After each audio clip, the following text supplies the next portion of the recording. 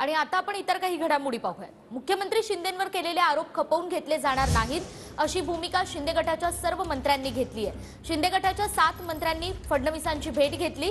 भाजप आमदार गणपत गायकवाड यांचे आरोप बिनबुडाचे आहेत आणि शिंदेंवर आरोप करणाऱ्यांवर कडक कारवाई करा अशी मागणी शिंदे गटाच्या 7 मंत्र्यांनी देवेंद्र फडणवीस यांच्याकडे केली आहे। तर आज मंत्रिमंडळाची जी बैठक झाली किंवा फडणवीसांसोबत शिंदे गटाच्या मंत्र्यांची जी चर्चा झाली त्यामध्ये नेमकी काय भूमिका घेण्यात आली ते आपण पाहतोय। मुख्यमंत्री शिंदेंवर आरोप खपवून घेतले जाणार नाहीत, शिंदे गटाच्या मंत्र्यांची ही भूमिका। भाजप आमदार गणपत गायकवाड यांनी केलेले आरोप बिनबुडाचे आहेत असं म्हणत शिंदे गटाचे मंत्री आक्रमक झाले। मुख्यमंत्री शिंदेंवर आरोप करणाऱ्यांवर कडक कारवाई करा असं म्हणत मंत्र्यांनी फडणवीसांकडे मागणी केली आहे।